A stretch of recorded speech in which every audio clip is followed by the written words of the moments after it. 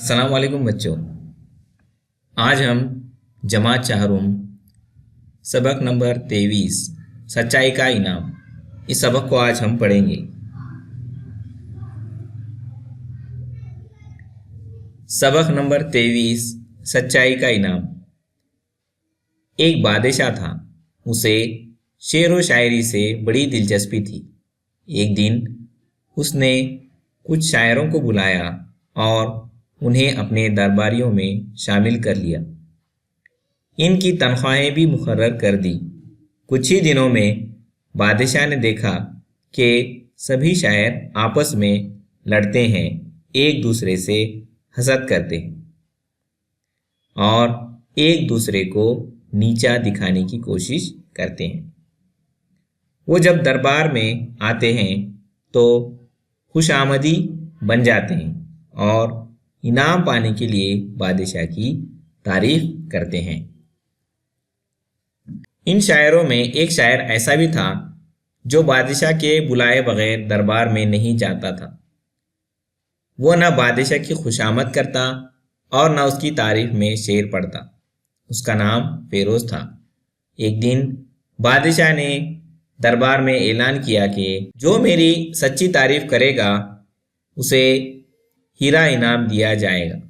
ये सुनकर सब शायरों ने तैयारियां शुरू कर दी। खूब अच्छे अच्छे शेर कहे।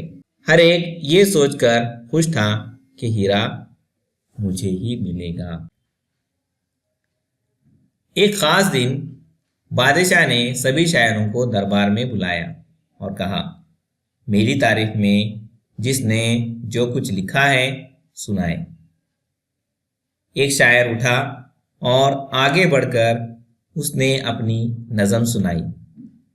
दरबारियों ने उसकी बड़ी तारीफ की। बादशाह ने उसे एक हीरा इनाम में दिया। हीरा पाकर उसे बड़ी खुशी हुई। वो सलाम करके बैठ गया। इसके बाद दूसरे शायर ने अपनी नज़म सुनाई। दरबारियों ने उसकी भी तारीफ की। बादशाह ने उसे भी एक हीरा दिया। वो भी खुश होकर सलाम करके बैठ गया। इस तरह सारे शायरों ने अपनी अपनी नज़में सुनाई और इनाम में हीरा पाकर बाग बाग हो गए। फेरोज अपनी जगह बैठा रहा। उसने कुछ नहीं सुनाया। बादशाह ने नाराज होकर कहा, तुमने क्या लिखा है, सुनाओ। फेरोज ने कहा, अगर बादशाह सलामत मेरी जान बख्श दें तो सुनाओ। बादशाह ने फौरन कहा, जाओ, तुम्हारी जान बख्श दी, अब सुनाओ। फेरोज ने कहा, ऐ बादशाह, आप आलिम और अक्लमंद हैं, शायरों की इज्जत करते हैं, लेकिन घोड़े और गधे एक ही अस्तबल में बांधते हैं। इस तरह उसने अपनी नज़म में बादशाह की बहुत सी कमजोरियां गिना दी। दरबारियों को बड़ी हैरत हुई और उन्होंने सोचा कि बस अब फेरोज की खैर नहीं, ये ज़रूर मारा जाएगा। मगर दरबारियों को उस वक्त और हैरत हुई जब नज़म सुनाने के बाद बादशाह ने फेरोज को भी एक हीरा इनाम में दिया। दरबार ख़त्म होते ही सभी शायर हीरे की कीमत मालूम करने के लिए खुशी खुशी जोहरी के पास गए। वो फेरोज को भी अपने साथ ले गए। जोहरी ने हीरों को देखकर बताया कि सबके हीरे नकली हैं, सिर्फ फेरोज का हीरा असली है। दूसरे दिन बादशाह ने फिर सभी शायरों को दरबार में बुलाया और पूछा, इनाम पाकर कौन खुश है और कौन रंजीदा। शायरों ने शिकायत की कि फेरोज के हीरे के सिवा सारे हीरे नकली हैं। बादशाह ने मुस्कुराकर जवाब दिया, इसमें ताज्जुब की क्या बात है। जिसने झूठी तारीफ की इसे झूठा हीरा मिला और जिसने सच्ची बात कही उसे सच्चा हीरा मिला। बादशाह का जवाब सुनकर सारे शायर शर्मिंदा हो गए। बच्चों, इस कहानी से हमें ये सबक मिलता है कि किसी की झूठी तारीफ नहीं करनी चाहिए, हमेशा सच बोलना चाहिए। इस सबक में बच्चों कुछ अल्फाज हैं जिसके हमें मायने मालूम करना है। एक लफ्ज़ है हसद।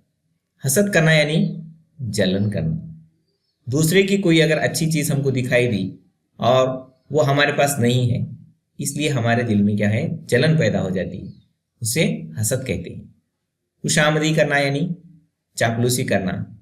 ऐसा शख्स जो किसी को खुश करने के लिए इसकी झूठी तारीफ या बड़ाई बयान करे, उसे खुशामदी कहते हैं। बाग बाग होना यानी बहुत खुश होना। आलिम के माने होते हैं जानने वाला, बहुत पढ़ा लिखा। अस्तबल यानी घोड़े के बांधने की और रहने की जगह। जोहरी के माने होते हैं जवाहिरात की परख और कारोबार करने वाला।